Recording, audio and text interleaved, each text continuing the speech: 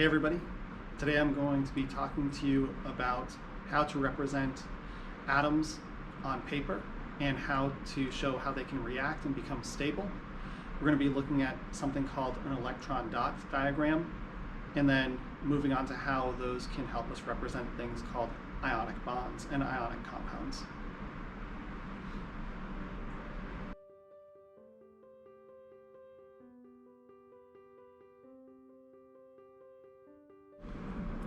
Now, for most of our understanding today, we're going to be using Bohr diagrams to represent atoms, understanding that they're not completely accurate, but they are going to do a good job to help us explain what's going on here. What I'm going to do is show you what a sodium atom would look like, or remind you. If it's going to be neutral, that means the number of electrons that I'm going to place on these rings will be equal to the number of protons in a sodium atom, and that's going to be from the periodic table. So when you look, you see that sodium has the atomic number 11, and so to be neutral, it has to have 11 electrons to balance those 11 protons.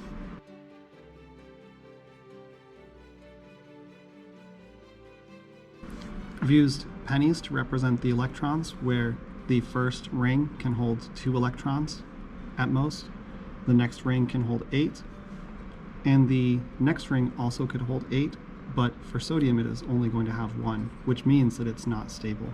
So the way that a sodium atom would become stable would be to lose this 1 electron, so that all of its energy levels are either full or empty.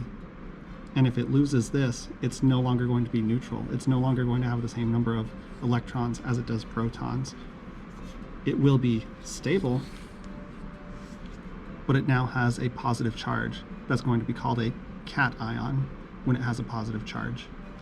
So again, neutral, stable, but a charge. Next, we'll look at how this works with fluorine.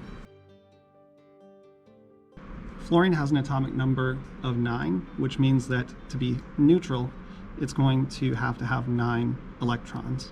And so you can see 2 fill up the first ring, but then 7 more will not completely fill this energy level, this ring. And so it is not stable. And rather than lose all of these 7 electrons to make this ring stable, it's going to gain 1 to become stable. As it gains 1, it is no longer neutral. It's going to have a negative charge because it picks up an extra electron. There are 9 protons still, but now there are 10 electrons. Now what can happen with something that is not stable, but it is a metal, and so it loses electrons to become stable, is that the electron that it loses can be transferred to a nonmetal atom, one that gains electrons to become stable.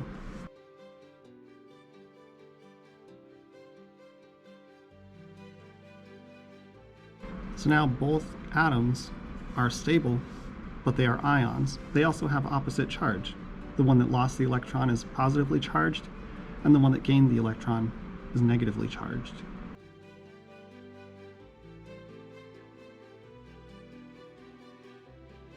As our next example, we'll look at a magnesium atom. Magnesium's atomic number is 12, and so it has 12 protons, and to be neutral, it will have 12 electrons. Its first Bohr level is full, its second Bohr level is full, and its third Bohr level has 2 electrons, so it is not stable. To become stable, it's going to have to lose both of these. And again, it will be losing them to a nonmetal. The fluorine atom can only take in 1 electron though, because now it is stable after taking in 1. The magnesium still has 1 extra electron to give up, and so this would actually go to another fluorine atom. And so notice that the magnesium, to become stable, had to give up 2 electrons to 2 different fluorine atoms. The magnesium ion ended with a 2+ charge, and there were 2 fluorine atoms, each with a 1- charge. Now what would happen is that these ions, because they have opposite charges, would be attracted to each other magnetically. Technically it's called electrostatics. They have an electrostatic attraction to each other now because they have opposite charges, 2+, 1-, and 1-. Now what you saw in the previous examples are that it wasn't all of the electrons that were involved in the reactions, but only the ones in the outermost ring that has electrons. Those are called valence electrons, and they're the ones that actually take part in reactions. The other electrons that are in shells that are full are called kernel or core electrons. They do not take part in reactions. When we talk about an electron dots diagram, we include only the electrons that would react as dots. And so we can simplify a Bohr model that has all of these electrons for sodium as an electron dot diagram where it's just the element symbol and a number of dots to represent only the outer or valence electrons. In this case, sodium would have 1. Fluorine, its kernel or core electrons would be this shell only that is full. And so fluorine, as an electron dot diagram, would be represented with its symbol, capital F, and then 7 dots around it.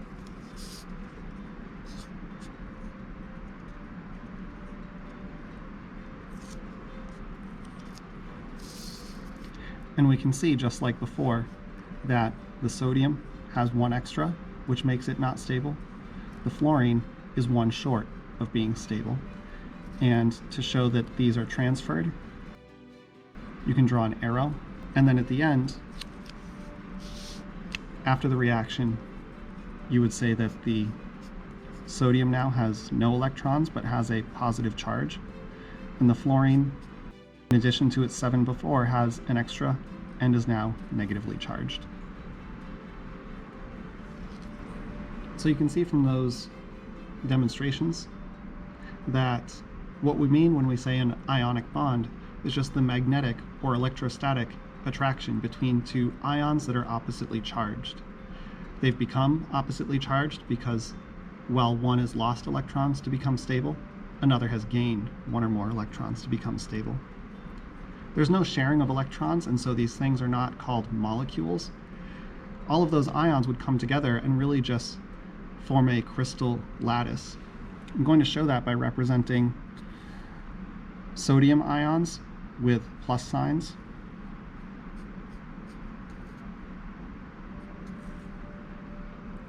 and chloride ions as minus signs.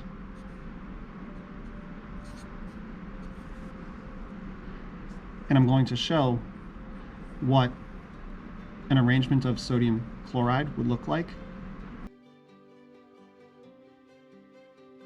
So a crystal of sodium chloride is going to have a number of sodium ions, but the same number, to balance them out, of chloride ions.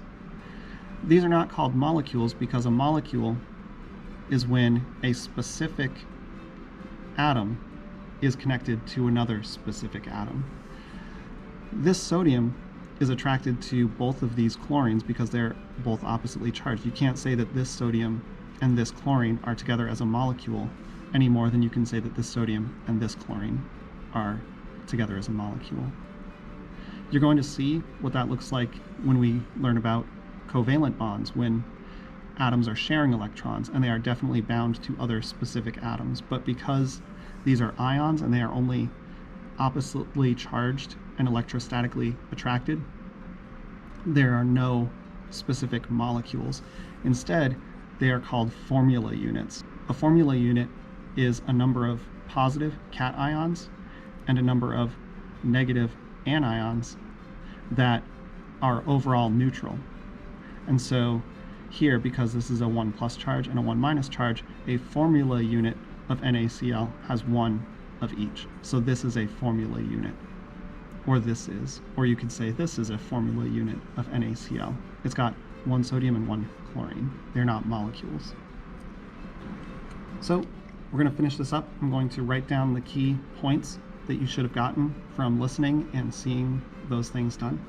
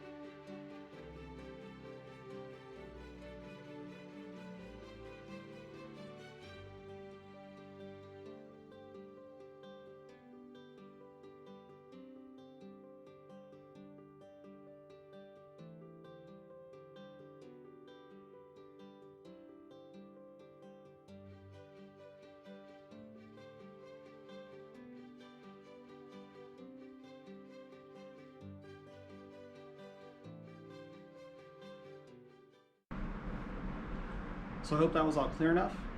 What you're going to be doing now is to draw your own diagrams or make your own models, taking photographs or making videos that represent ionic bonds or reactions that cause ionic compounds to form.